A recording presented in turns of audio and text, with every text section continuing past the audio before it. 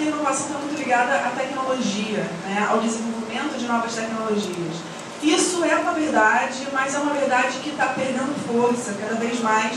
Não que tecnologias não vão ser mais desenvolvidas, mas a gente hoje está muito mais preocupado em como que as pessoas estão utilizando essas tecnologias, como é que elas estão entendendo o mundo em volta delas de alguma forma, e que novas exigências são essas, aparelhos, novas formas de se relacionar. E isso vai mudando muito a forma como a gente entende o que é inovação. Então, muitas vezes, a inovação vai ser a gente encontrar soluções que vão atender novas exigências. Aqui existe essa necessidade de a gente conseguir um incremento positivo, né? A inovação passa a ser isso. Como é que a gente insere uma ideia, a gente insere um conceito novo e que isso vai diferenciar a gente no mercado.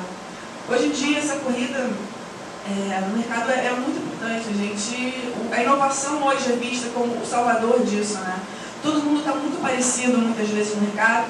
Quem já inova precisa inovar cada vez mais, porque a máquina de inovação não consegue parar, ela não pode parar, senão você fica para trás.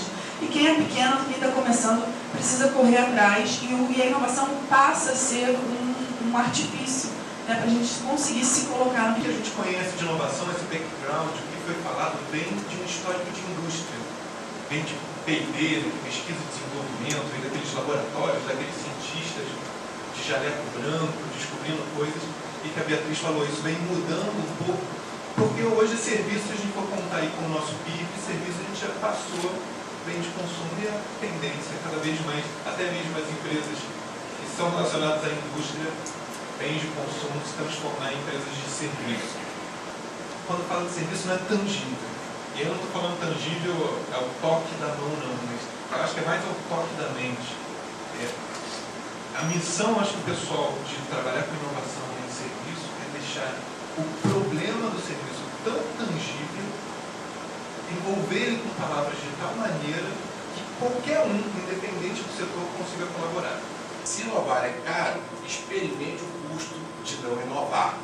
Eu, diferentemente da época que as pessoas perguntariam que carro mais veloz você quer e o cara diria um cavalo, né? Hoje eu posso dizer o seguinte, não, eu sei que produto eu quero, existe esse produto no mercado, senão eu vou fazer o meu próprio produto. Acho que a empresa ela tem que entender que a inovação é uma necessidade, que ela tem que se preparar para isso, alocar os recursos adequados, mudar a cultura para que essa coisa possa funcionar.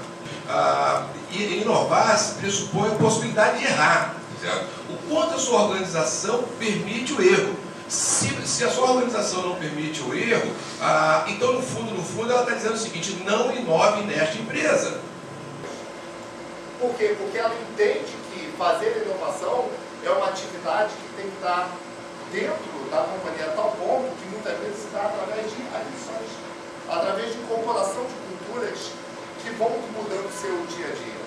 O que a gente vê na prática é que quando você traz a inovação para o dia a dia, como o Jorge falou muito bem, a gente é educado para não inovar.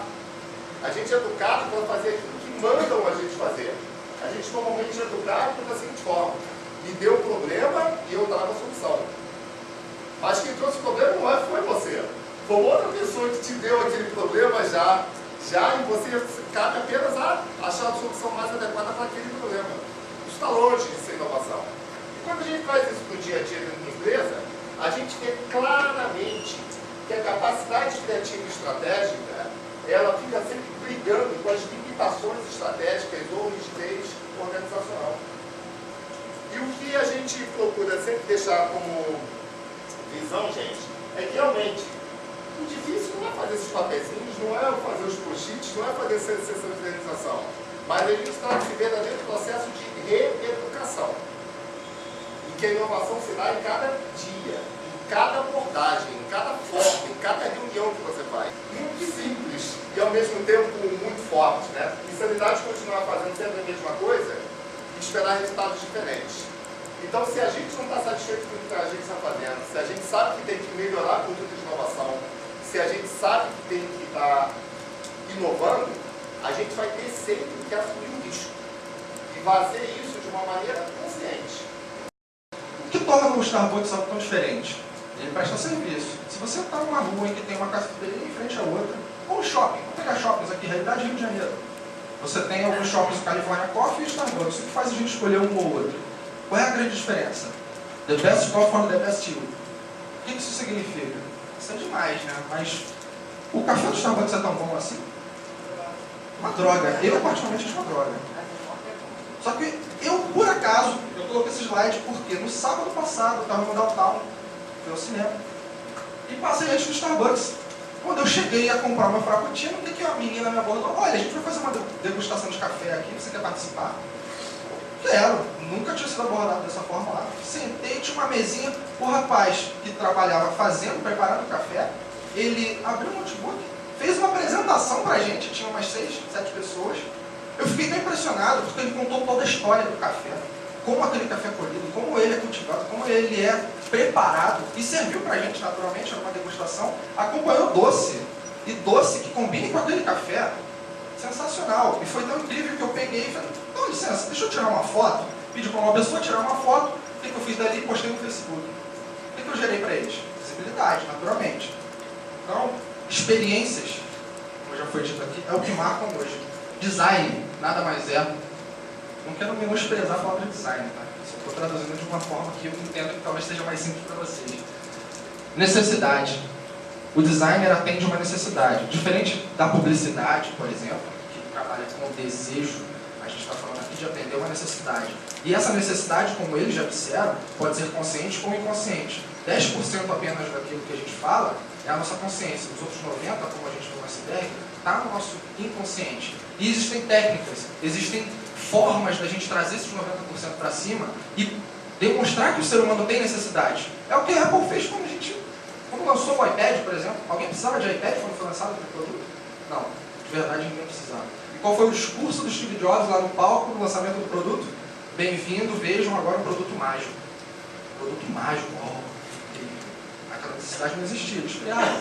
Então o designer ele faz o quê? Ele atende uma necessidade, tornando o produto daquela necessidade algo tangível ou não. A gente está falando de designer de produto, por exemplo, o designer daquela cadeira. A gente está falando de designer de interface, por exemplo, quem faz o site, e também o designer de serviço, quem desenha serviços para promover as melhores experiências para pessoas. Atende-se uma necessidade, o produto resultante tem que ser usável, fácil, descomplicado, simples. Atenção nesse ponto, usabilidade não é simplesmente simplicidade. Se tudo fosse simples, a gente iria daqui para São Paulo de triciclo, é muito mais fácil, né? Só que o tempo e a eficiência, a gente vai chegar lá quando? Daqui a quanto tempo? Então, usabilidade, existindo no produto resultante da necessidade, tem que ser tão boa a ponto de criar desejo. A gente tem que atender os desejos viscerais das pessoas para fazer o quê? Promover experiências boas, positivas, impactantes, memoráveis. É isso que marca. Então a gente sempre responde. Eu preciso usar? Eu preciso de um site? Eu preciso de uma intranet? Eu consigo usar? Está descomplicado para usar? O meu usuário conhece? Então é importante que a gente, nesse momento, saia do conceito do usuário e pense em pessoas. Eles também já comentaram. E eu quero usar? Eu tenho vontade de usar? Tenho desejo de usar?